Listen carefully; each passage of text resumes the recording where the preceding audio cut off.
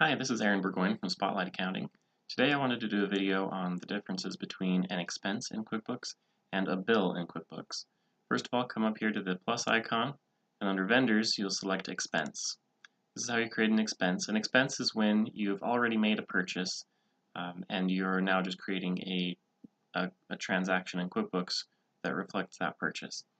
So it's pretty simple. Just select whatever vendor you want, where the money's coming from, whether a checking account or a credit card, and then you'll put it again here, payment method, the date, let's say it's the last week, and then whatever the appropriate category is for your purchase, and the amount. And if you'd like, you can bill it to a customer by selecting this billable check and then selecting the customer here. And that will add it as, and I can go into this in more detail in another video, but you'll be able to add that to their next invoice that you give to that customer to be able to get reimbursed for a purchase, or you can also mark it up if you want. So, but let's call this good for this expense. So we'll click Save and Close, and it now shows that $50 came out of the checking account and was used for an expense. Now, let's go to a bill. A bill is when you've been billed an amount. For example, you can say a utility payment, for example. You've been billed an amount, but you don't want to pay them yet. So go to the plus icon and then select Bill. Select the vendor that it goes to. And then let's say that the terms on it are net 30. So you have 30 days to pay. And the bill date was on the 6th, which was 5 days ago. And so the due date is not until April 5th. And if cash is tight, you want to take advantage of that 30 days that they gave you. And so you may not want to pay this for 2 or 3 weeks and take advantage of this leeway that they give you. So just like in the expense one, you just pick the appropriate category, put in the description you want, amount, you can bill it to a customer if you want, and then click Save and Close.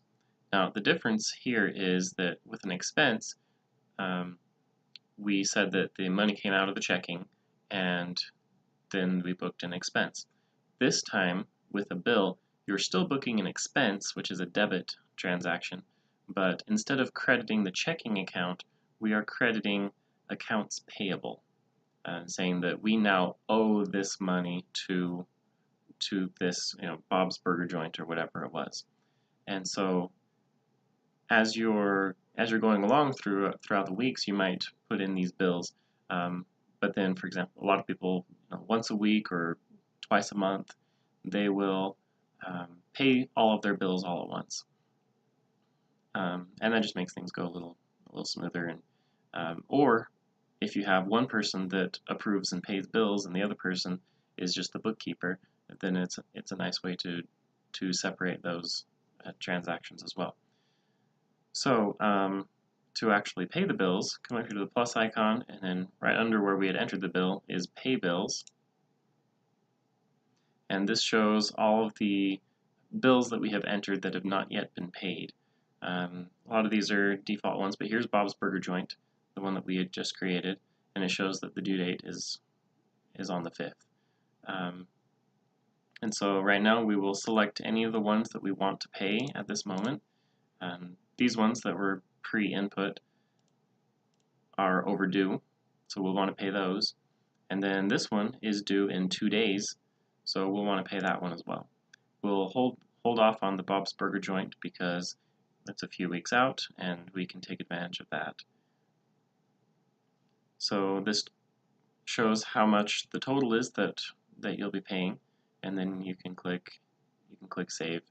And then depending on how your QuickBooks is set up, it may take you to do checks, or if you're going to be paying them online, then that would have been the time to actually go and pay the bills all at once.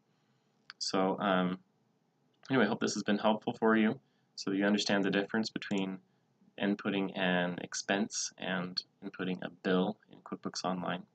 And hopefully this will help you to keep your books cleaner and to improve your cash management as well. If you have any questions, leave a comment. Please like and subscribe to the YouTube channel, and we'll see you next time.